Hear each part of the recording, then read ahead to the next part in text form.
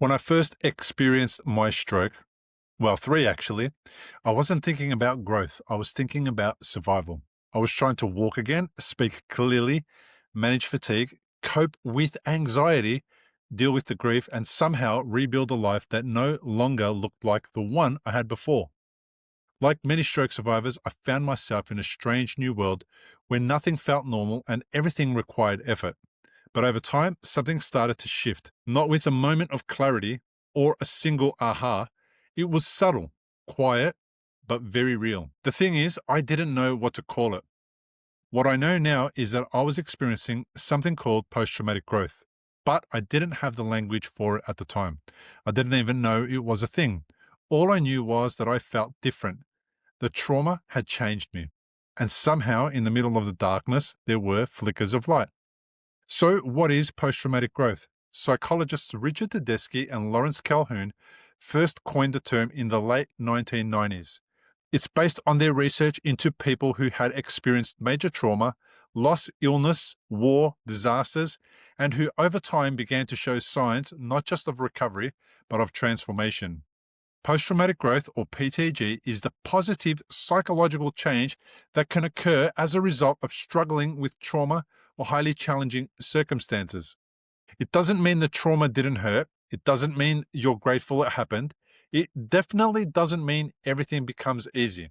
It means that something new can emerge after everything falls apart. Is trauma the same for everyone? Not at all. Trauma is deeply personal. What overwhelms me might not overwhelm you. It could be emotional, physical, mental, or all three. A stroke, a diagnosis, the death of a loved one, the breakdown of a relationship, even a global pandemic.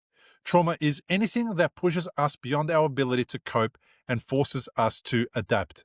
For me, it was the hemorrhages, the brain surgery, the fear of not waking up. For you, it might be something completely different.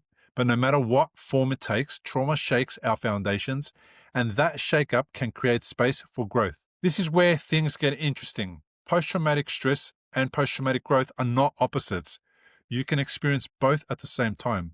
Post-traumatic stress disorder is often about being stuck in the trauma, reliving it, reacting to it, feeling trapped by it.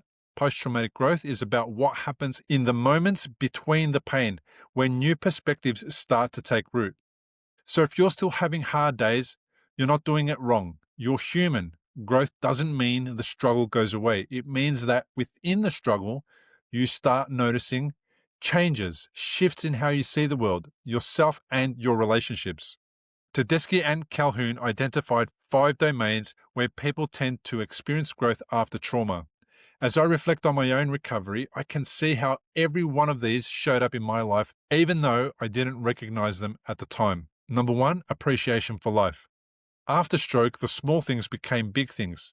Sitting at the dinner table with my family, hearing my kids make noise upstairs, the sound of birds in the morning. Before, I might have brushed those off. Now I savor them. I notice them. I'm grateful. New possibilities.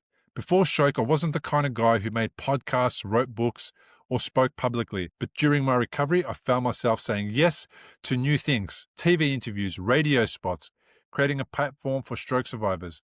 These weren't part of my old identity, but they became part of who I was becoming. Number 3, personal strength. We all know the phrase, I couldn't do what you've done. I used to say that to others, but then I had no choice. I found strength I didn't know I had. I kept showing up through physio, pain, setbacks, and that resilience slowly revealed itself. Number 4, improved relationships. Some relationships deepened, others faded away. I had to set boundaries with people who drained me, but I also apologized where I needed to. I became more open, more empathetic. My relationship with my wife grew stronger than ever because she stood by me through it all, often putting herself second. That kind of loyalty changes how you see someone. 5, spiritual or existential growth. I started asking bigger questions. Why me? And then, why not me? I stopped seeing myself as someone who should be spared from hardship and started embracing the reality of life and how I wanted to respond to it. I didn't attend church more, but I did start thinking about my purpose, and that purpose slowly revealed itself as I kept showing up to help others. So, how do you tell if you're experiencing post-traumatic growth? You don't need to have all the 5 domains in place yet. Post-traumatic growth is not a checklist, but ask yourself, are your values shifting? Do you see life a bit differently now? Are you more grateful, even on the tough days? Have you discovered something new about yourself? If so, you might be further along than you think. Here are some things that helped me and might help you too. Reflect regularly by journaling, taking voice notes, or just time in silence can help you notice the changes happening within. Connect with others. Peer support or professional therapy can be a safe space to talk through what you're feeling. Celebrate the small wins. Stroke recovery is not linear. Growth is slow, but progress compounds when you notice it and name it. Stay open to purpose. You don't have to find your purpose. Just start doing things that matter to others, even in small ways. Your purpose might find you.